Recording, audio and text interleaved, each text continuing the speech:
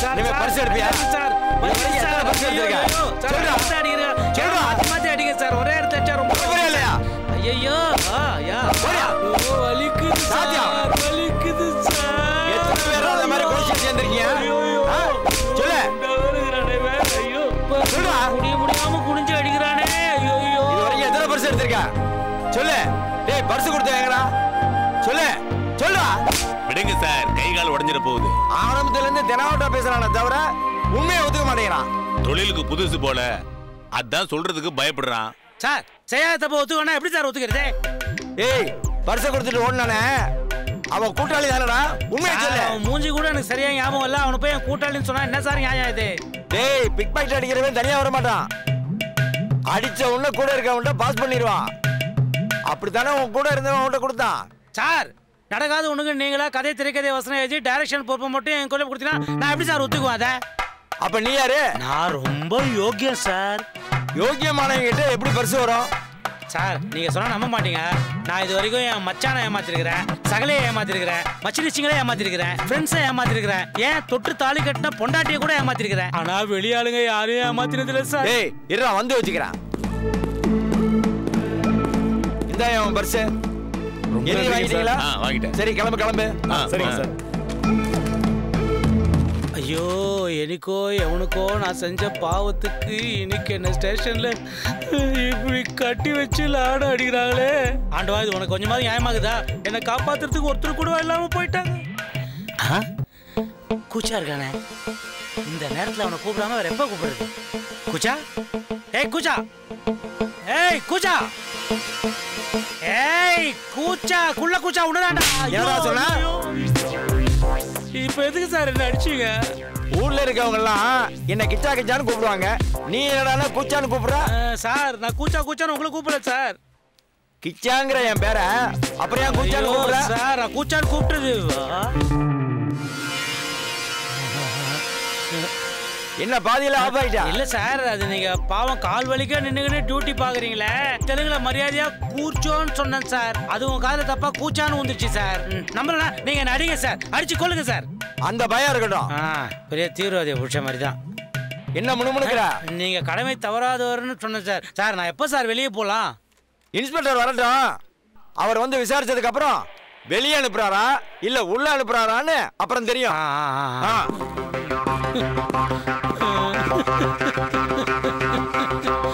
ஐயோ இன்ஸ்பெக்டர் எப்போ ஒரு வாரம் தெரியலையே கூச்சா உப்பு பெறாத விஷயத்துக்கெல்லாம் கூட இருந்து ஹெல்ப் பண்ணுவியே போலீஸ் இந்த மாத்துறாங்க இந்த நேரத்துல எங்கடா போன நீ என்ன இவங்க அடிக்கிறது லாக்கப்லாம் பார்த்து பயந்து போயிட்டியா இரு நான் வெளியே வந்த உடனே பட்னி போட்ட உன்னை சாவடிக்கிறேன் இரு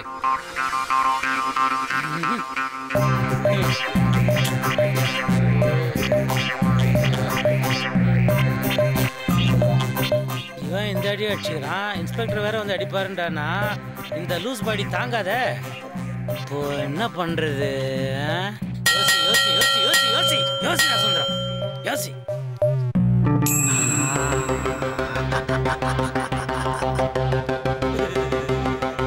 இன்ஸ்பெக்டர் ஐயா வாங்கோ உங்களை நான் எப்படி ஹேண்டில் பண்றேன்றத பாருங்கோ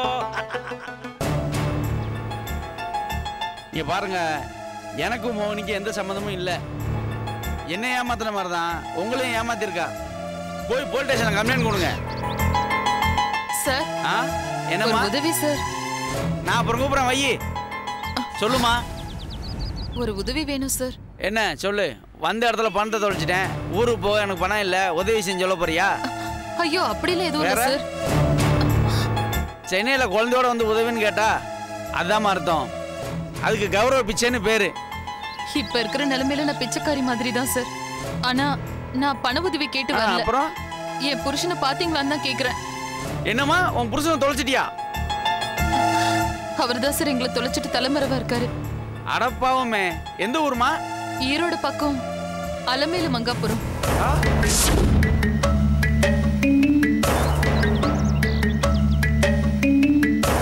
உன் புருஷன் பேரு சுந்தரா சார் சுந்தரமா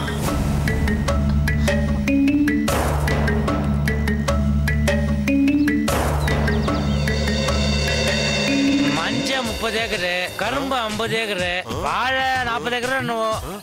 விவசாயம் பார்க்க ஆள் இல்லாதால எல்லாத்தையும் வித்துலான்னு இருக்கிறேன். வித்து பிசினஸ்ல பண்ணலான்னு பாக்குறேன். வித்தா கிட்டத்தட்ட ஒரு மாதிரி சிங்க எவ்வளவு வரும் உனக்கு தெரியாதுல்ல?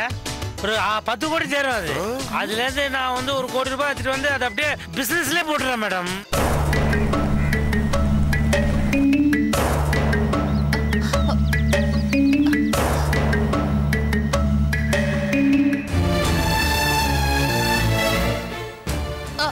சார், பேரை சொன்னதும் உங்க முகம் மாறுதே, அவர் உங்களுக்கு தெரியுமா? ஏமா பேரை சொன்னு தெரிஞ்சுக்கிறது உன் புருஷன் நான் மாவட்ட கலெக்டரா இல்ல போலீஸ் கமிஷனரா எனக்குலாம் தெரியாதுமா. சார் இருங்க சார், உங்களை பார்த்த உடனே எனக்கு ஒரு நம்பிக்கை வருது சார். தோ சார், இவர் தான் சார் என்னோட புருஷன்.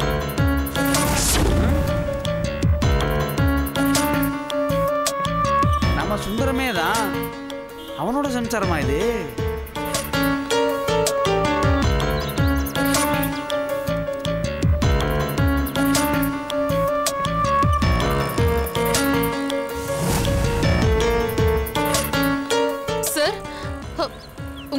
உங்களுக்கு என் புருஷனை நிச்சயம் தெரிஞ்சிருக்குன்னு உங்க முகமே காட்டி கொடுக்குது சார். மா உன் புருஷன் எனக்கு தெரியுமா? அதுக்கு என்னென்னமா பண்ண சொல்ற? சார் இப்படி சொன்னா எப்படி சார்? ப்ளீஸ் சார், அவர் கண்டுபிடிக்க நீங்க தான் சார் உதவி பண்ணணும். பொம்பளை புள்ளிய வச்சுட்டு கஷ்டப்பட்டுட்டு இருக்கேன் சார், கொஞ்சம் மனசு வைங்க சார். எனக்கு எதுக்குமா தேவையில்லாம பிரச்சனை? பேசாம நீ உன் ஊருக்கே திரும்பி போயிருமா. சார் அதுக்கு பணம் வேணும் சார். தயவு செஞ்சு என் புருஷன் எங்க போயிருப்பாருன்னு ஏதாவது தெரிஞ்சா சொல்லுங்க சார். உங்களை விட்டு எனக்கு ஒரு வழி இல்லை சார். உன் புருஷனை எனக்கு தெரியும். உன் புருஷனை நான் பார்த்திருக்கேம்மா. சார் இப்போ எங்க இருப்பாரு சார்? இப்போ பார்க்கலாமா? 6 மாசத்துக்கு முன்னாடி பார்த்தேன். 6 மாசத்துக்கு முன்னாடியா? ஆமாம்மா, 6 மாசத்துக்கு முன்னாடி 5 லட்சத்தோட சென்னைக்கு தொழில் பண்ண போறேன்னு வந்தார்ல, அப்ப பார்த்ததுமா. ஆமா வந்தாரு. வந்த இடத்துல இப்போ உங்களை தொலைச்ச மாதிரி 5 லட்சத்தை தொலைச்சிட்டு ஊருக்கு போறதுக்கு வழி இல்லாம நின்றுட்டு இருந்தாரு. நான் தாமா உதவி செஞ்சேன். ஆனா அவர் 5 லட்சத்தோட தான் வந்தாரு. அது என்ன சித்த வேலை செஞ்சாரு எனக்கு தெரியாதுமா. ஆனா நான் சொல்றது உண்மை. நீங்க சொல்றது உண்மைதாங்க. ஏன்னா அவர் தந்த 5 லட்சத்தை தங்கச்சி வீட்டுல குடுக்கறப்போ அது வெள்ளை பேப்பரா மாறிடுச்சு. பாத்தியா ஏதோ சித்த வேலை செஞ்சிருக்காருல்ல? ஆமா சித்து வேலைதாங்க. ஒரு குட்டி சாத்தனை கூட வச்சுக்கிட்டு என் குடும்பத்தையே குட்டி சோறாக்கிட்டாருங்க. ஏமா உன் குடும்ப பிரச்சனை எனக்கு எதுக்குமா? சென்னையில உங்களுக்கு யாராவது தெரிஞ்சவங்க இருக்காங்கம்மா? இப்போதைக்கு நீங்க மட்டும்தான் சார் எனக்கு தெரிஞ்சவரு. என் புருஷனுக்கு உதவி செஞ்ச மாதிரி எனக்கு கொஞ்சம் உதவி செய்யுங்க சார், உங்களுக்கு புண்ணியமா போகும். உன்னை பார்த்தாலும் பாவமா இருக்கு, உதவி செய்யாம போகவும் மனசு இல்ல, இருட்ட வேற போகுது, என்ன பண்றது? போலீஸ் ஸ்டேஷன்ல ஒரு கம்ப்ளைண்ட் கொடுத்து வைக்கலாமா? கொடுக்கலாம் சார். ஆனா இப்ப கொடுத்தா வேஸ்ட்டுமா, ராத்திரி நேரத்தில் தேட மாட்டாங்க. ஒன்று பண்ணு, நைட்டு என் வீட்டில் தங்கிடு.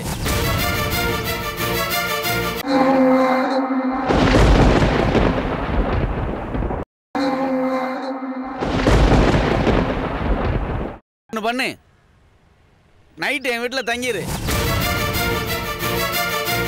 காலைல போய் கம்ப்ளைண்ட் கொடுத்துக்கலாமா? அது அது என்னம்மா தயங்குற? இல்ல சார், அது வந்து சரி வேணானே விட்டுருமா. ஐயோ சார் அப்படி இல்ல. இங்க பாருமா, என்ன நம்பு, நான் நல்லவம்மா. உன் புருஷனுக்கு உதவி பண்ண மாதிரி உனக்கு உதவி செய்வேம்மா. உன் புருஷனை கண்டிப்பா கண்டுபிடிச்சு தரேன். உங்க பேரு? பெரும்புள்ளி. ஆமா, இப்போ உன் புருஷன் எத்தனை லட்சத்தோட வந்திருக்காரு? நீங்க வேறங்க, கையில காலனா பணம் கூட இல்லாம மூக்குத்தி கம்பெல்லாம் வித்துட்டு தான் இந்த ஊருக்கே வந்து. என்னம்மா சொல்ற நீ? 40 ஏக்கர் நிலத்துல 4 ஏக்கர்ல வீடு கட்டிருக்கேன்னு சொன்னாரு. சரி சரி, எவ்வளவு பெரிய ஆளா இருந்தாலும் தெய்வ சோதனை வரும்போது அனுபவிச்சு தானே ஆகணும். சரி சரி வாமா, வீட்டுக்கு போலாம். நீ கவலைப்படாத, உன் புருஷன் கண்டிப்பா கண்டுபிடிச்சிருவான். வாங்க வாங்க, கொடுங்க பேக் கொடுங்க.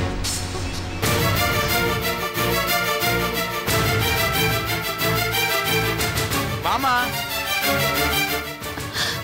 கடவுளே, இவன் நல்லவனா கெட்டவனான்னு தெரியலையே, நீதான் என்ன காப்பாத்து. சீக்கிரம் வாமா. வாடி. யோ ஐயா வந்துட்டாரு, வா.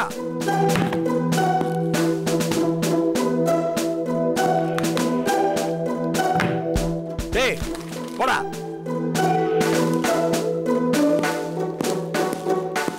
சார். ஹலோ ஏட்டு, என்ன கேஸ் இது? எங்க பிடிச்சீங்க? நான் சொல்றேன் sir. You know RTI, Right to Information Act? I know. You know Human Rights Association, மனித உரிமை கழகம்? I know. சார், இவங்க என் பேச்சுரிமையை பறிச்சிருக்காங்க சார். உங்க ஸ்டேஷன்ல அநியாயம் நடந்திருக்கு சார். ஒரு கொலைகாரனை கூட அவன் ஏன் கொலை செஞ்சான்னு விளக்கம் சொல்றதுக்கு சட்டத்துல இடம் கொடுப்பாங்க.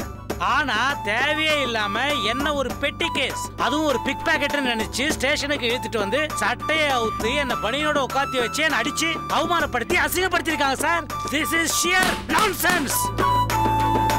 By the by, you know who I am? Human Rights Association, மனித உரிமை கழகம், ஈரோடு கிளையோட பிரசிடென்ட் சார். நானே மிஸ்டர் சுந்தரம் சார். கை கொடுங்க sir. Nice meeting you mister Kannan. Yes sir, yes sir, yes sir. என்ன கேட்டு யார் மேல சந்தேகப்படுங்கிற விவசாய வேண்டாம் சார். ஸ்பாட்ல அப்படி நடந்திருக்கு சார். கேட்டு என்ன எதுன்னு விசாரிச்சுட்டு கை வைங்க முதல்ல, புரியுதா சார்? நீங்க யாருங்கிறத முதல்ல சொல்லிருக்கலாமே. என்ன சார் சொல்ல விடுறாங்க? பேச்சுரிமையே இல்லாம போச்சே.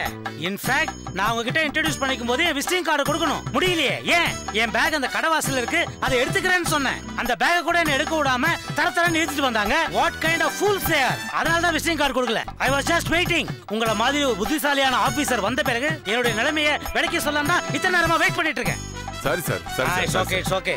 கேட்டு சாரோட சட்டை எடுத்து வாங்க சார். போங்க சார். உங்க நேம், அட்ரஸ், ஃபோன் நம்பர்ல எழுதி கொடுத்து நீங்க போங்க சார். Sure sure. நான் இப்போ எழுதி கொடுக்குறேன்.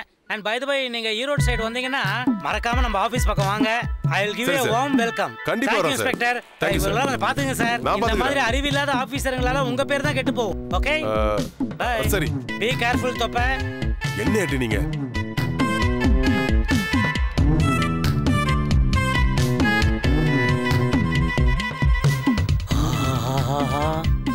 இந்த வாய் மட்டும் இல்லைனா சுந்தரம் நீ நாஸ்தி தான். ஜாக்கிரதையா இரு.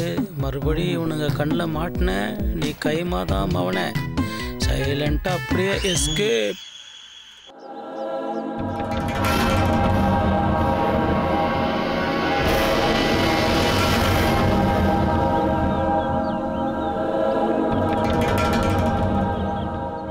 எல்லாரும் கோயிலுக்கு போனப்போ நீங்க மட்டும் பாதி வழியிலே நின்னுட்டீங்க. என்னங்க, நாங்க கோயிலுக்கு போயிட்டு திரும்பி வர வரைக்கும் நீங்க அங்கதானே இருந்தீங்க? ஆமா செந்தாமரை, என்னால அந்த இடத்தை விட்டு நகர முடியாம போயிடுச்சு. எல்லாரும் கேட்டப்போ நீங்க இந்த பதில தான் சொன்னீங்க. ஆனா உங்க முகம் பேய் அடிச்ச மாதிரி இருந்தது நான் கவனிச்சேங்க.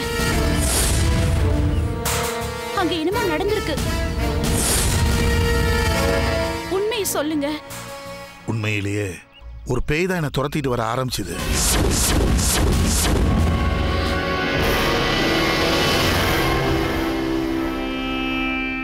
அது அடிக்க வரதை பார்த்தது எனக்கு நெஞ்சு வலிக்கிற மாதிரி ஆயிடுச்சு. அப்படி வர்றது கூட அந்த ஆவியோட வேலை தான் செந்தாமரை. அந்த ஆவிதான் என்ன பழி வாங்கியே திருவன்னு சவால் விட்டுச்சு. என்னங்க புதுசா சொல்றீங்க? உனக்கு புதுசு செந்தாமரை, ஆனா நான் ரொம்ப நாளா போராடிட்டு இருக்கேன். யார் கூட? நாகவல்லிங்கிற ஆவி கூட தான். எனக்கு அந்த நாகவல்லியோட பிரச்சனை அலுமேலு மங்காபுரத்திலிருந்து ஆரம்பிச்சிடுச்சு. ஏங்க, எனக்கு ரொம்ப பயமா இருக்குங்க. நாகவல்லி ஆவி உங்களை எதுக்கு தொல்லை பண்ணுது? என்னைக்கு அந்த செம்மேடு நிலத்தை விற்க முயற்சி செஞ்சோனோ அன்னையில இருந்து அந்த பிரச்சனை ஆரம்பமாயிடுச்சு. செம்மேடு நிலம் உங்களோட பூர்வீக சொத்து. அதுக்கும் நாகவல்லிங்கிற ஆவிக்கும் என்னங்க சம்பந்தம்? போன ஜென்மத்து பகைன்னு சொல்லுது. என்ன பகைனே எனக்கு தெரியல. அந்த செம்மேடு நிலம் மட்டும் எனக்கு சொந்தமா இல்லாம இருந்திருந்தா நான் ரொம்ப நிம்மதியா இருந்திருப்பேன். நிலத்தை வாங்க வந்தவங்க அநியாயமா செத்துருக்க மாட்டான். செத்துட்டாங்களா? ஆவி அடிச்சிருச்சா? ஆவி ராமுங்கிறவன் உடம்புல பூந்து அந்த நிலத்தை வாங்க வந்தவனை கொலை பண்ணிடுச்சு. அந்த ராமுவும் ஜெயிலுக்கு போயிட்டான். என்னங்க இது இவ்ளோ நடந்திருக்கு? என்கிட்ட நீங்க சொல்லவே இல்ல. சொன்னா நீ ரொம்ப பயந்துருவேன்னு தான் உங்ககிட்ட நான் சொல்லல. அதனாலதான் மறைச்சேன். இப்போ சொல்ல வேண்டியதா போச்சு இல்ல? அந்த நாகவழி வந்து என்ன மிரட்டிட்டு போனத உங்ககிட்ட நான் சொல்லாம இருக்க முடியுமா? நேரா வந்துச்சா? ஆவிய பாத்தீங்களா? ஆமா செந்தாமரை, கருப்பு சேலையில தலைவிரி கோலத்துல கண்ணுல ஆக்ரோஷத்தோட பேசினா. செந்தாமரை, அவளோட ஆக்ரோஷத்தை பார்த்து எனக்கே பயத்துல உயிர் போன மாதிரி ஆயிடுச்சு. ஐயோ, கடைசியில என்னதாங்க சொல்லிட்டு போச்சு? என்ன அழிக்காம விட மாட்டாளாம். ராமுங்கிறவன் உடம்புல இருந்து வெளியில வந்து என்கிட்ட நேருக்கு நேர் நின்று பேசலாம் செந்தாமரை. என் வாழ்க்கையிலேயே உயிர் பயம்னா என்னன்னு அப்பதான் நான் தெரிஞ்சுக்கிட்டேன். இப்ப என்னுடைய பயமெல்லாம் எங்க உங்களையெல்லாம் விட்டுட்டு போயிடுவேனுங்கிறது. அப்படி எல்லாம் சொல்லாதீங்க. அப்படி மட்டும் நடந்தா நானும் உயிரோடவே இருக்க மாட்டேன். என்ன பைத்தியம் மாதிரி பேசிட்டு இருக்க நீ? எது நடக்கணுமோ அது விதிப்படி நடந்தே தீரும். வம்பா உயிரை மாய்ச்சிக்கிறங்கிறது முட்டாள்தனம். அந்த ஆவிக்கிட்ட இருந்து தப்பிக்கிறதுக்கு ஏதாவது வழி இருக்காங்க? அதை பத்தி தான் யோசனை பண்ணிட்டு இருந்தேன் செந்தாமரை. அந்த காளிங்கராயன் தான் என்னை பத்தி சொல்லியிருப்பான். சந்தானம், உன்னை நான் உயிரோட விட மாட்டேன்.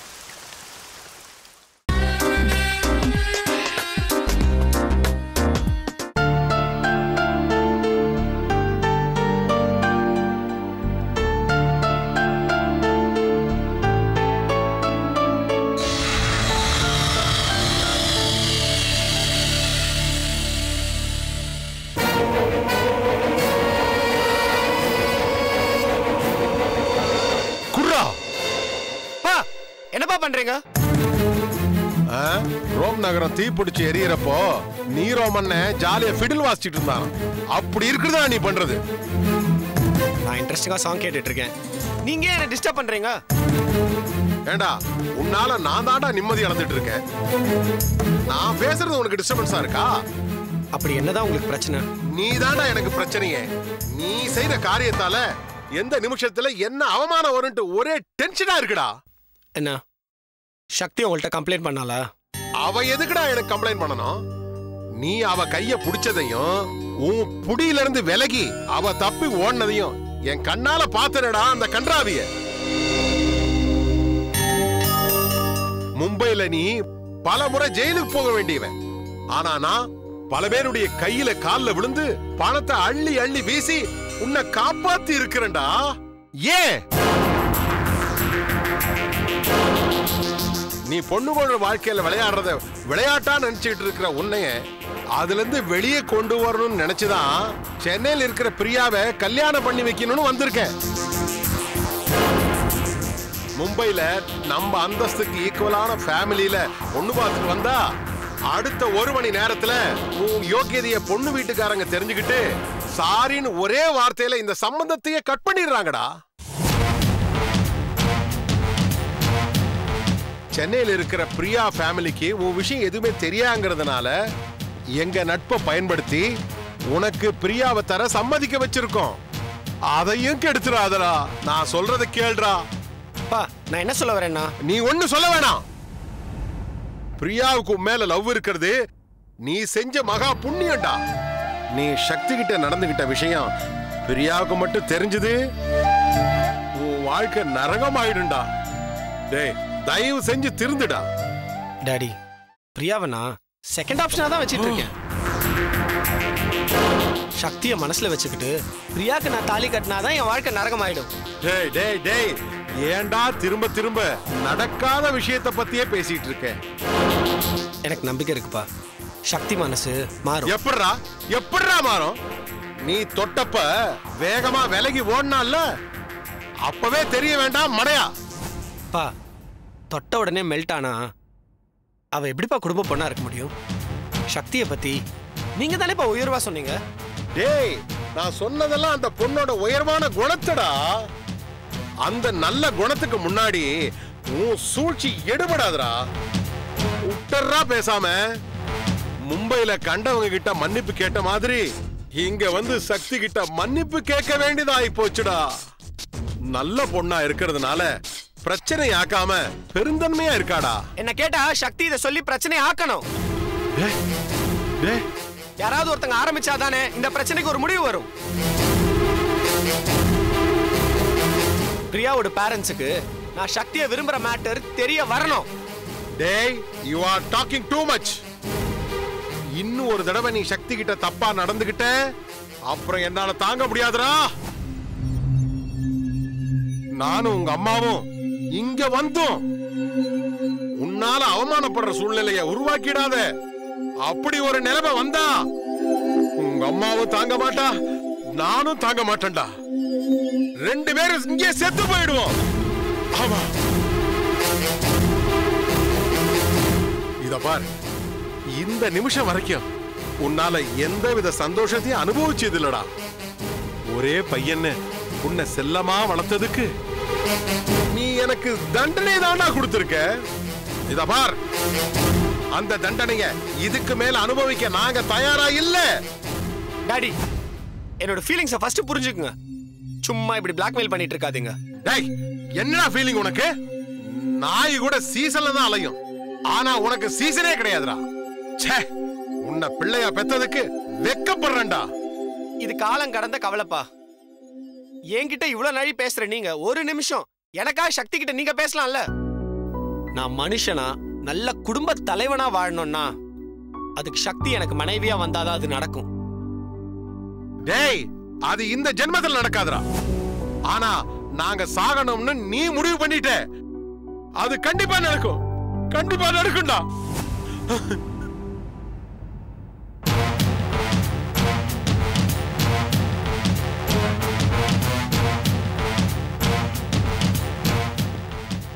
சக்தி,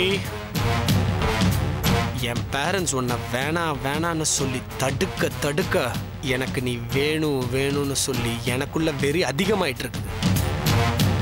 உன்னை விட மாட்டேன் சக்தி, அடைஞ்சே தீருவேன்.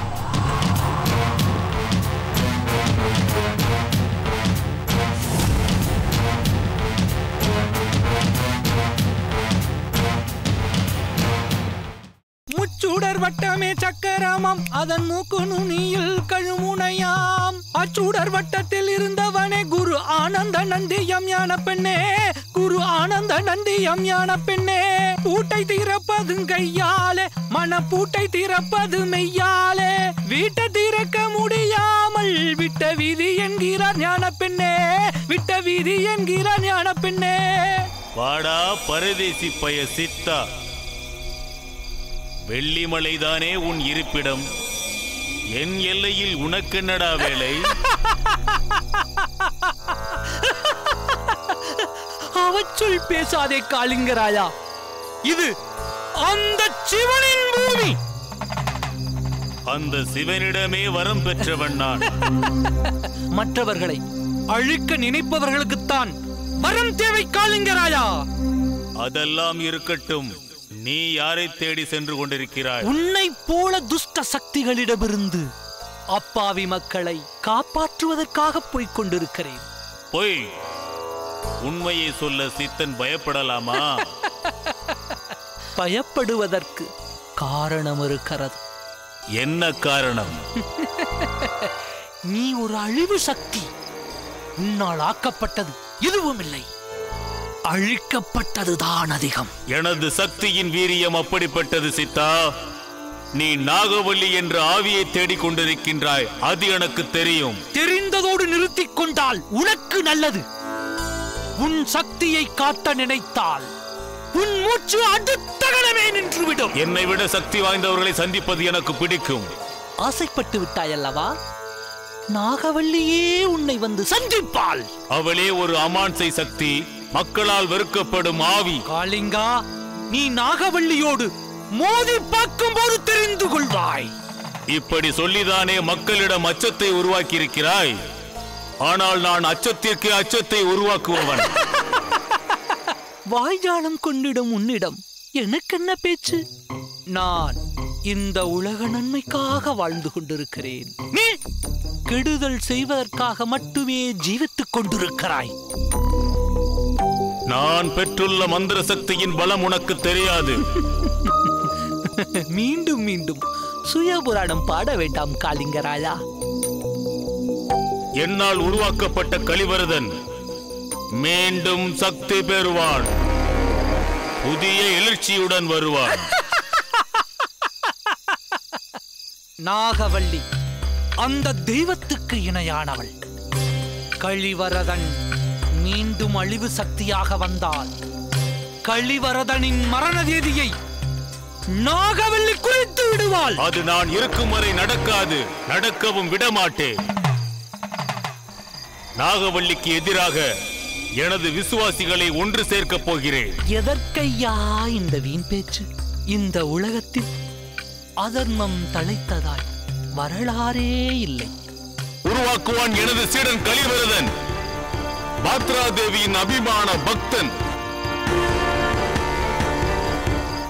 புதிய வரலாறு உருவாக்குவான். அந்த வரலாறு நாகவள்ளியின் அழிவிலிருந்து தொடங்கும். உலக சீவராஜிகள் அன்பு காட்டி அந்த வனதுர்க்கையின் சக்தியும் அவளுடைய பக்தையான நாகவள்ளியின் சக்தியும் ஒன்று சேரும் போது உன்னை போல துஷ்ட சக்திகள் பஸ்மமாகி விடுவார்கள். உனக்கு துணிவிருந்தால் அவளோடு மோதிப்பார். அதற்குத்தானே நானும் காத்திருக்கிறேன். ஒரு ஆவியை பற்றி புகழ்ந்து பேசுகிறாய். இவனெல்லாம் ஒரு சித்தனா? நாகவள்ளி வா, உனது சக்தியை அழித்து சராசரி துஷ்ட பிசாசாக மாற்றுகிறேன்.